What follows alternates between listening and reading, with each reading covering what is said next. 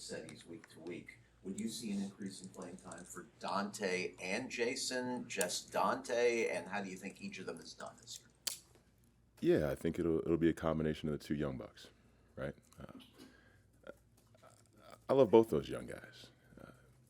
All those draft picks that we brought in, they're all cut the right way, right? They're true professionals, so the expectation level and the standard doesn't drop when they get inserted. How we've been playing and what we expect from them is the absolute best, and I know they're going to give us everything they got, so we're going to go out there and try to win the game. Bradley Chubb mentioned something. I hate to pull you into the Tua conversation, but Bradley Chubb mentioned something about Quinn, that the linebackers kind of hate him because of the way that he was throwing the ball on scout team. I'm curious what you saw when you're coaching the first team defense from him on scout. I love Quinn.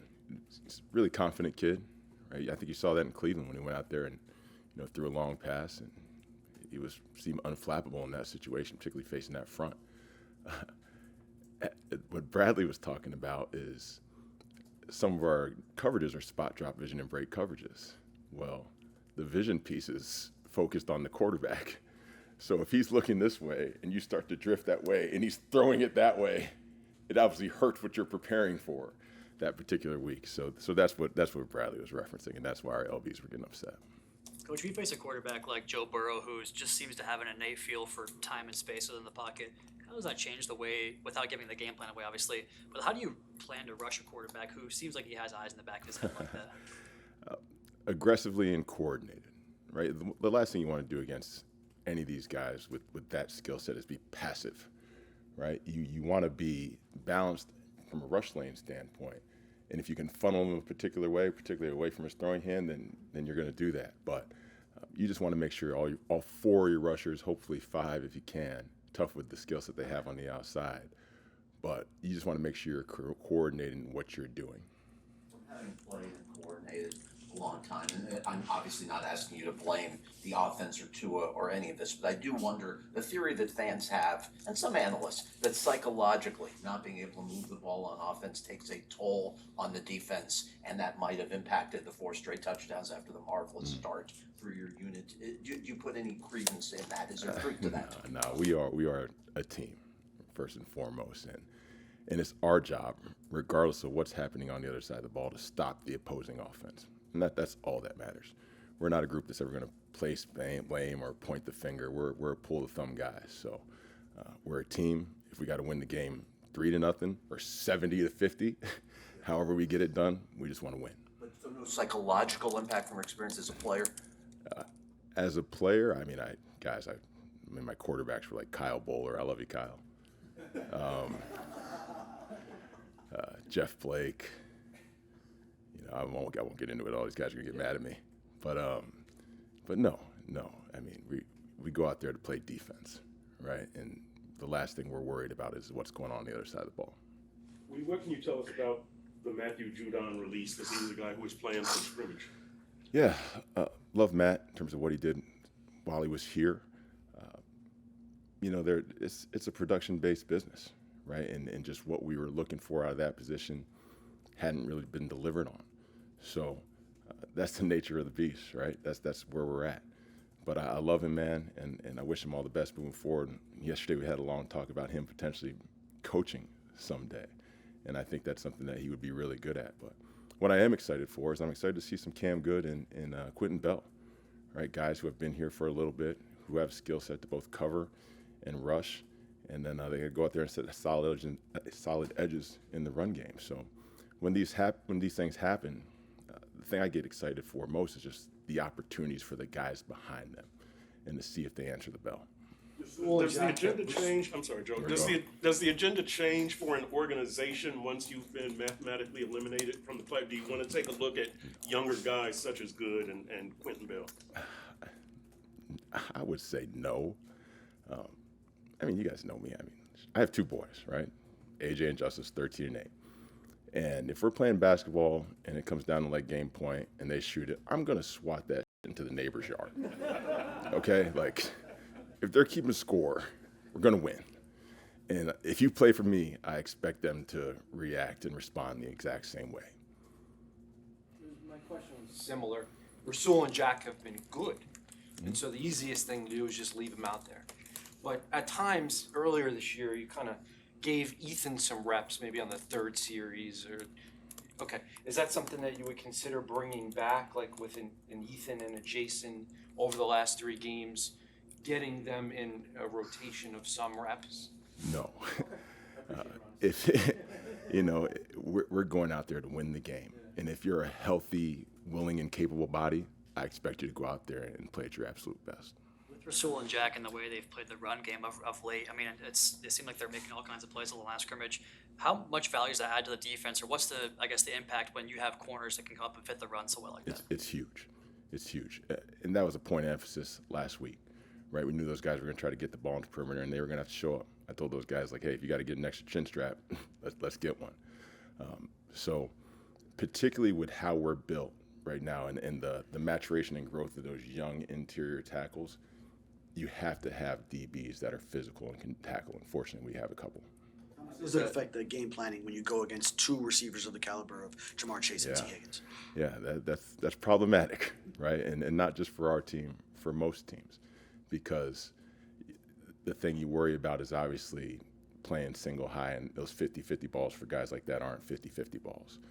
So what's it going to force you to do? And you see it all over the tape. It forces you to stop the run and light spacing against these guys and do a great job with your disguises from a coverage standpoint and see if you can confuse the quarterback, or at least, at the very least, make them hitch and figure it out post-snap. I want to ask you one more question about the theme that Perk and Joe touched on with regard to each organization's different philosophy about whether to play young guys to see what you have when you're eliminated from playoff contention. Is that a decision on the defensive side of the ball that you independently made? We're trying to win. I don't need to see these young guys more in games. Or was that a message conveyed to you by Mike or Champ Kelly about what the philosophy should be? Yeah. From my standpoint, we're going to play the guys that are going to put us in the best position to win the game.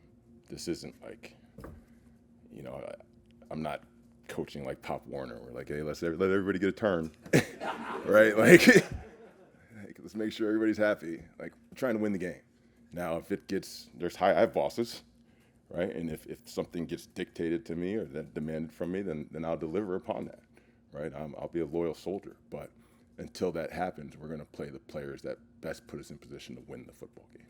I'm curious, you know, Joe Burrow has talked about kind of figuring out what's kind of led to some of the mental errors that he's made, and with Tua, you know, being benched, it could take a mental toll on you. I guess I'm curious, as a player, how did you kind of pull yourself out of a mental funk? Oh man, that's a good question. I think when things like that happen, right, when you start to feel yourself in kind of like a funk, like you said, it's very important just to get back to technique and fundamentals. I always tell people, like, it's like the story of the prodigal son, right? Like when you get sideways and things are going astray, right? You go back home and your father's sitting there with open arms, right, to welcome you back. That's technique and fundamentals to a football player. Usually when things are going sideways, that's what you're straying from. And when you get back to them, you can get right again. So usually that's what it is. What's the case you would make for Jordan Brooks to earn his first Pro Bowl selection? I mean, he's the best linebacker in the league. I mean, what are we talking about? He leads the league in tackles. He's the heartbeat of this football team. And everything you want and expect out of an inside linebacker, he is. So he is more than deserving of that nod. I think he deserves all pro nods, personally, which I think actually means a little bit more. How big is he going to be? even bigger, because a lot of teams, they go to a rookie quarterback at the end of the season, and the vets will be like, you know what? How big is he in that situation, in that locker room? Jordan, he's huge. He's huge, right? Because the one thing you never want to have in this situation is for guys to just become complacent or just check the box and go through the motions, right? You still want guys to go out there and attack the day and work, because victories are earned, right, from Monday to Saturday. You don't just show up and win. So all of our leaders, Jordan, Zach Sealer, Minka, Rasul, all the guys on the offensive side of the ball, Brew, And Tua is still a leader. Like let's not act like just because he got benched that he is going to stop leading. I think his character is too high for that. It's important for all of us to stick together and rally around this young kid. So I think if I'm betting on the character of this locker room, I expect us to show up on Sunday and give him hell. How does that work? Like I was talking to some of the guys yesterday about the importance of building up Quinn during these next few days. Just what does that look like as a former player? I think from an offensive standpoint, it's important for the guys around him to step their game up, right? Because he's going to be as good as the guys around him play, and to support him in that manner. And then you also got to understand, just from a team standpoint, that he's going to have his rookie struggles, right? He's going to make some mistakes, and not to overreact to that, but to pick him up throughout and just make sure whoever's on that field is doing their 1/11th to support him and get the job done. But I expect the kid to go out there and ball, just ball, dog. That's what I expect him to do. I know the rules are the rules, and Jordan Brooks said, "I know the rule, and I'm not supposed to do it." I know you don't want to criticize officiating, so I'm not really sure what the question is. I'm talking about the Brooks penalty for standing over a guy.